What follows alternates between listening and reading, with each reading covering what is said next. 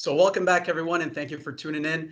Today's topic isn't a fun or popular one, but is one that is often overlooked, and it remains a very important part of long-term wealth planning and financial planning. So we, as you know, have an exhaustive team of individuals in our network, both here at Assante and outside of Assante. We bring in people and relationships from various different fields and expertise. And one of them is here with us today, the wonderful Angie Pelonis, who is a notary and does great work for people throughout the greater Montreal area and for our clients as well for several years. And basically, Angie's expertise is real estate, is estate settlement, is will planning, and et cetera, et cetera, et cetera. So we're really delighted and happy that Angie is carving a little bit of time out of her very busy schedule these days and joining us today to help shed some light on some of these topics that are very important. So thank you, Angie, for being here today. And I think what we'll do is maybe just dive straight into the questions that a lot of you have sent to us, and then just maybe take it from there and just elaborate on that. So without further ado, I think we'll just dive right in. So I'll read off the first question, Angie. Okay. Regarding will planning, our question is, and this is a common one that we get all the time by our clients, what would you advise as far as naming an executor of a will when there are 3 adult children? Is it better to name one as executor rather than 2 or 3?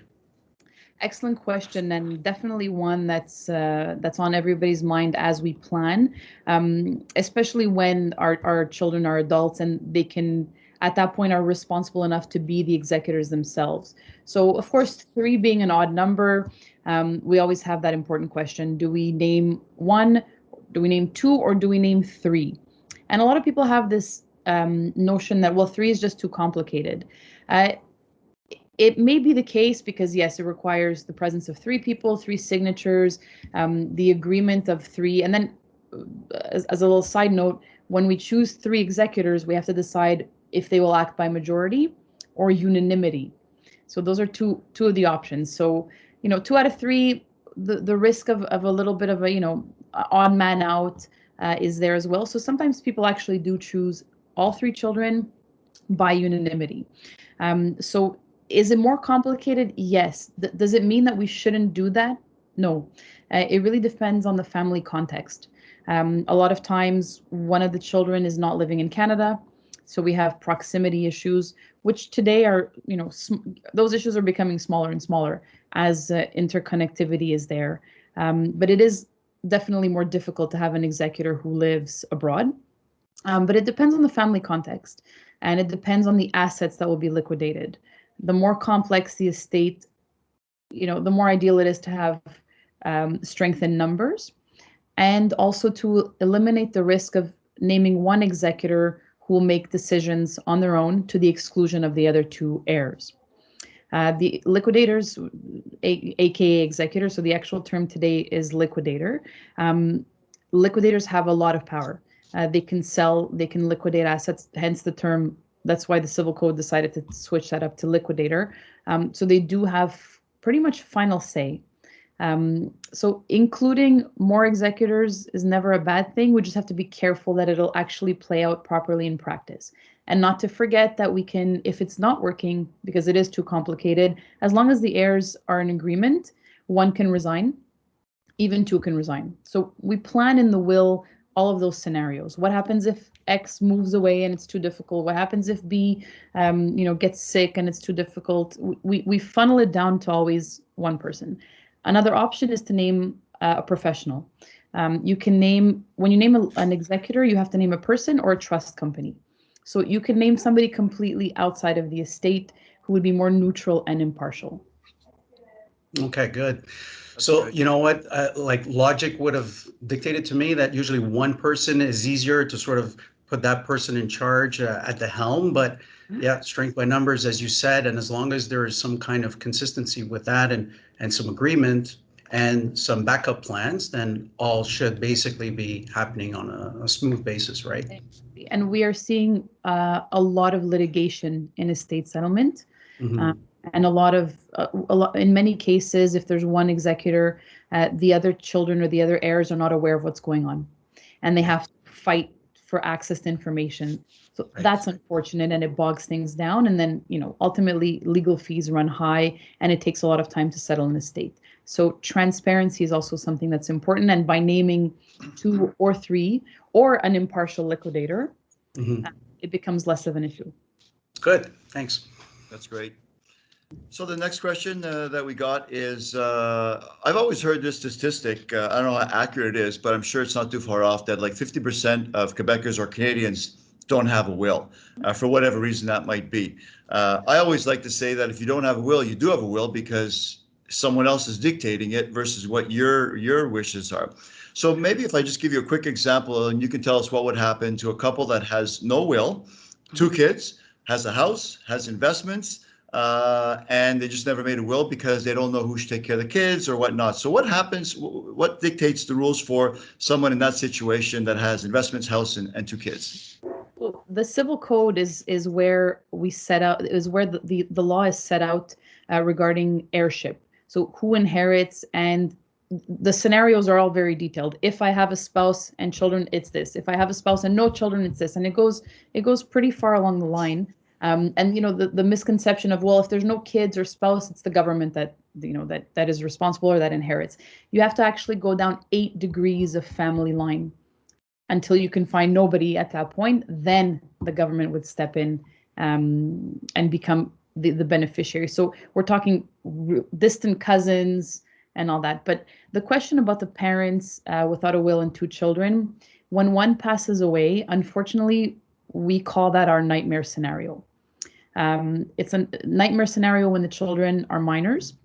It's inconvenient when they're adults, but it's a nightmare when they're minors, because the civil code is very strict about what happens when children inherit. So the minute a child has $25,000 in their name, the civil code obliges us to create a family council. So you can just imagine it's a group of 5 people that gathered together. They name a council of 3 who their job is to oversee the management of the child's assets by the surviving parent, so by the legal tutor.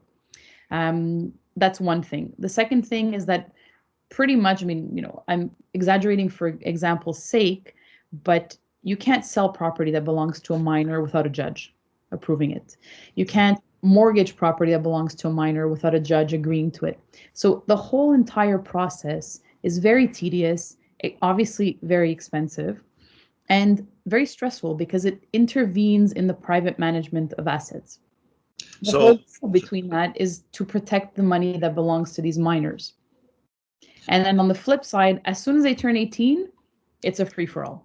Everything that belongs to them is legally under their care, and nobody can impose any conditions or constraints. So as we all, in general, what I see with clients is that today's 18-year-old, and we do a quick little overview of what we're worth if we pass away. 1 life insurance here, 1 paid off mortgage, 1 paid off home.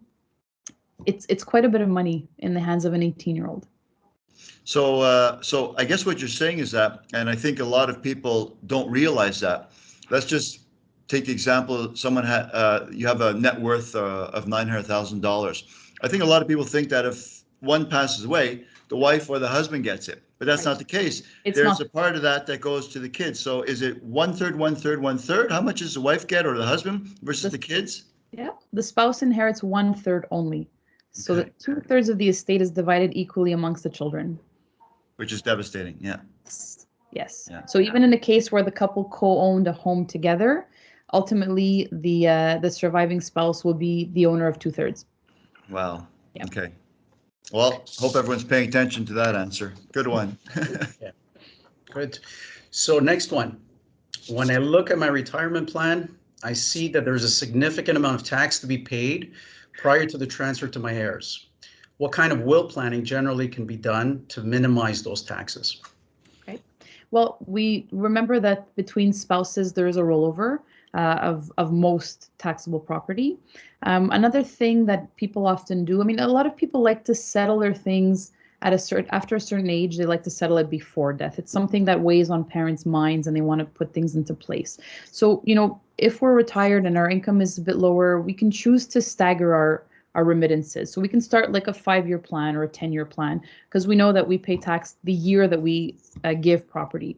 And of course, even if we give property, we donate property, we're still looking at tax based on fair market value. So people ask, still to this day, what if I sell it for $1? That's the worst thing you can ever do, because the government considers that the beneficiary purchased it for $1. Mhm. So all of a sudden, all the gain becomes taxable. Right. So it's a question of sitting down and planning, running numbers. It's not always beneficial to give property before, especially not your principal residence, because there is no tax when a principal residence is sold, or when we pass away and we're considered to have sold all our property that day. The principal residence exemption is a very interesting one, and should be kept as long as possible. Yeah, no, that's great. And it's kind of in the same vein of kind of the planning that we do as well. When you're saying staggering, we often look at that too. So like, just to use a baseball analogy, the sacrifice fly. So you're sacrificing your at bat to get the run and the point for your team. And so similarly to that, deregistration from the RSPs and taking a bigger amount during your retirement years when your income tax rates are a little bit lower versus the tax rate that will be basically brought down to you come estate tax time. So we often see that too, where clients are interested. You know what? Let me take the sacrifice fly. Let's deregister a little bit more from the RSP and trigger some income that way. That way, the estate value has less of a taxable account to sort of funnel through to finally the beneficiaries. So that's a per case, of course, scenario, and it's a question of priority. Some people will not take that sacrifice fly and just have more cash flow while they're alive. And some will say it's worth the sacrifice if the estate value is preserved. Right. Maybe just to add to that too, if I'm just thinking of another way to sort of minimize taxes. And again, this is kind of what you were saying with years of planning. Same sort of thinking is with a universal life strategy, life insurance policy. So I'm sure you see that as well, right? Where you now sort of carve out part of your investable assets or liquid assets that make up your wealth in a universal life insurance policy, where the tax benefit is tax-free. We know what it is. It's a guaranteed tax benefit. We know what the premiums are or what needs to be placed from another source of money like non-registered account over to that in order for that to happen. And it grows tax-free. And again, it helps to preserve the value come estate time. So just a couple of things I wanted to add there too, which speaks to, like you were saying, just planning years ahead of time. And this is what truly it's all about. Exactly. And insurance, the sooner the better, the younger the better. So, that's a really important tool in balancing that tax hit, especially since we never know what additional changes will come between now and retirement and death regarding legislation. And the government will tax us, and in what new ways they can come up with, to hinder that growth, that full growth. Exactly. We can't control those uncontrollables with taxation changes, but we can control our controllables, right? So that being one of them is putting strategies in place that sort of speak to that down the road. That's a great point, Joe, on the universal life. And I guess the takeaway there is that there is no answer. It's tailored to each individual situation. Yep. So that's the important part, I guess, the takeaway there. So good. So the next question, Angie, we talked about, how many people don't have wills before and what the scenario is if that's the case and they pass away. Another document that's so important and I think not talked about enough is the living mandate. I'm not too sure which one's more important, but we don't know how we're going to leave this world, and living mandates I don't think are really understood. So maybe you could just talk about the importance of that and what it is in general. Okay, it's an extremely important document. I can't, as a notary, I can't go so far as to say that it's more important than the will, but in certain circumstances, it is. And why? It's because we're still alive when this mandate is necessary. And now it's called a protective mandate. They've changed the jargon recently as well. So it's a It's a protective mandate or protection mandate. And we're still alive when this document is needed. And when it's needed, it's too late to actually sign one. So it becomes, it's that catch-22. So if we don't have it, it's very similar to speaking about the minor children and the tutorship council. It's a very intrusive procedure. The public curator of Quebec gets heavily involved. We have to convene a council meeting of 5 family members. They have to oversee, and they name and oversee one person's management. It could be multiple people, but usually in that case, it's one person, be it a spouse or a child. It's not a private scenario. I would much rather name the person that would be responsible to take care of my belongings and my healthcare in a private document. That way I know that if something happens to me, it will be this person that I have handpicked. So, we're living longer than ever before, but we're also facing a lot of cognitive issues in later stages of life. Alzheimer's, dementia, everybody knows somebody who's been through it. And that means that everybody knows somebody who's dealt with a parent or a spouse going through it. It is extremely difficult on the family, on an emotional level, on a family level, and then you have everything else, the asset level. So taking care of, I always say it, think of the things that you do daily, the tasks that you do daily, weekly, monthly, and annually. Your tax return, renewing your insurance, paying off your mortgage, signing leases with a tenant, speaking with your investment advisor about where are we heading, how's the planning, how are my assets doing, what are we doing next? All of those things you will no longer be able to do if you are declared incapable. It's a given. Who will do them for you? If you don't choose, somebody else will. That's a And great if that point. somebody else is somebody who's not diligent and cautious and doesn't have the similar kind of thinking to you, your assets may end up in peril. And then what happens is the public curator takes over if there's poor management. Not everybody's equipped to manage, and not everybody will manage like you. People, we talk about all the time, level of risk and, just decisions, good decisions, bad decisions. At least they need to be informed decisions. So when you name somebody in your mandate, you are bypassing a lot of difficulties and hardships. That's excellent. Very, very clear and important information. Maybe just one quick question on that. Maybe some people don't want to get that because they don't know what the cost of this stuff is. It's not, I don't think it's $10,000, but I think when people hear typically on average what the cost might be, it can sort of entice them to say, I really should be looking at this. So what's ballpark cost for a mandate? Ballpark cost for a straightforward mandate, let's say, where we don't, sometimes we have to really go into greater detail for certain clients. The mandate currently, ballpark or average, I would say, is about $350 to $450. It is a fraction of what it costs if something happens to us and we don't have a mandate. Is it money that maybe never, we may never benefit from the mandate? Yes, and that's the best case scenario. Passing away at 95 years old with your full faculties is a gift. Yeah. And it's an insurance. It's, it sleeps in the notary's vault, and it's there in case we need it. If we never need it, great. It's a good, $300-400 very well invested to protect us in case. Because when we're young, we worry about an accident. Mm-hmm. A lot of times clients say, well, I'm too young for a mandate. The minute you have a bank account, a house, a child, a spouse, any assets, really, you never know. Because it could be something very sudden. It could be, emergency surgery. It could be an accident. Anything that touches the cognitive function. And then, what? When you plan well, you don't have to rewrite this document every 5-10 years. You'll do it once when your kids are young. You'll do it twice when, second time when they're older, and you name them. Yeah.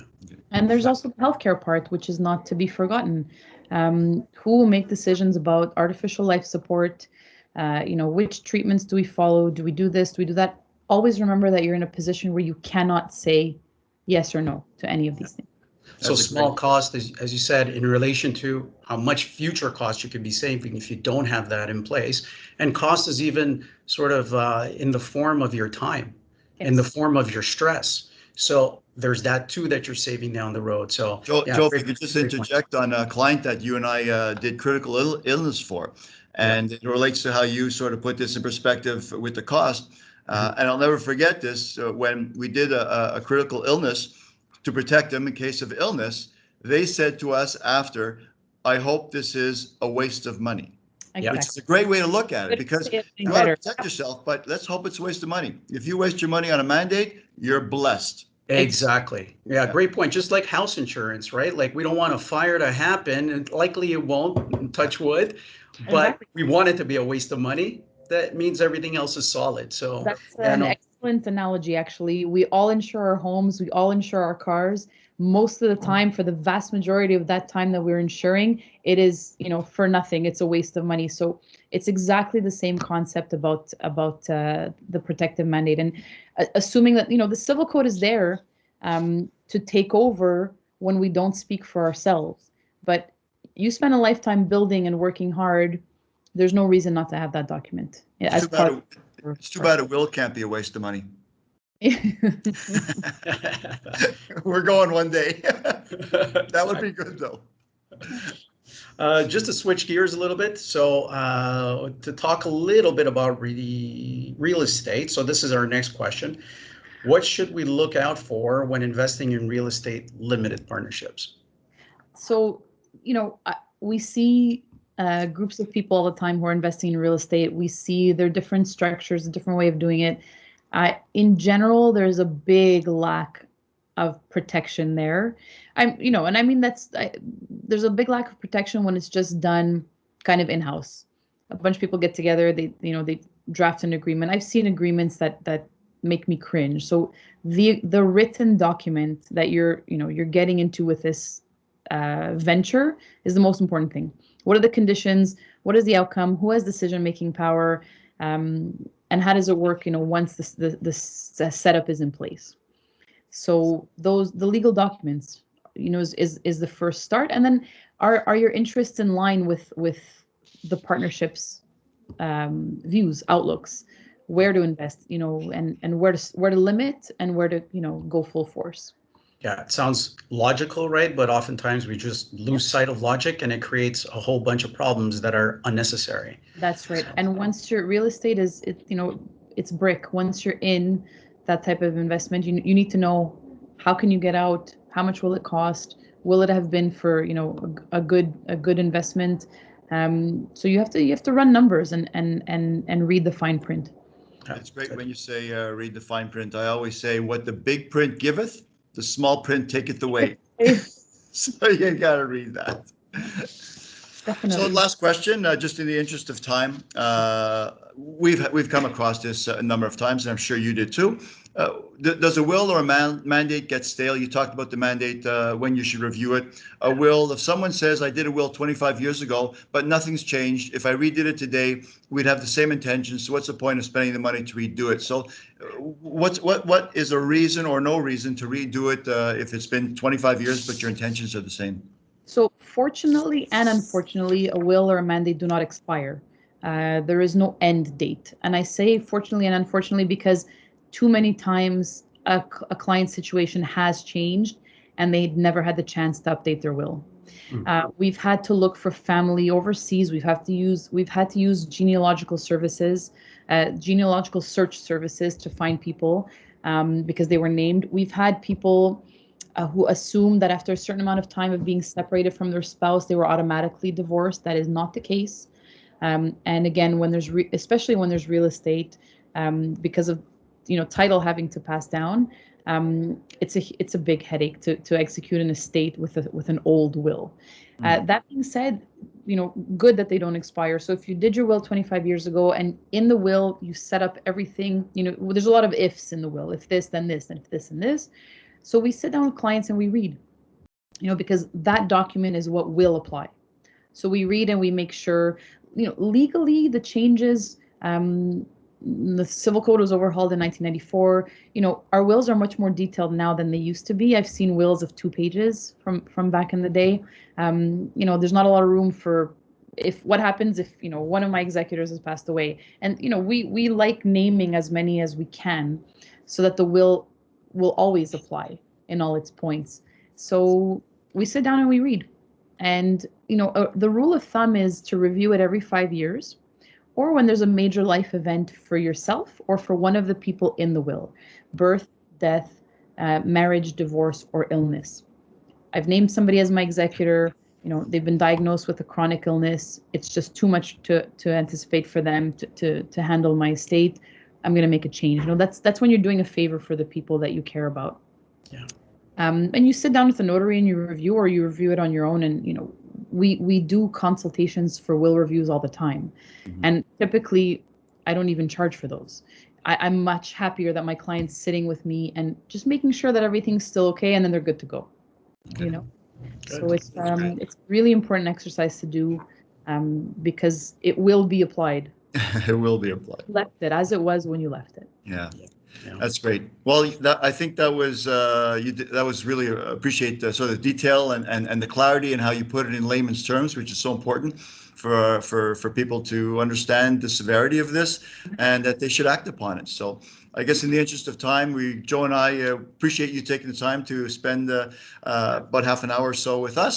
And on that note, we will wish you a safe rest of the week. And until we talk again, really appreciate it, Angie. Thank you very much. Thank you Okay. so much, Angie. Bye-bye. Bye-bye.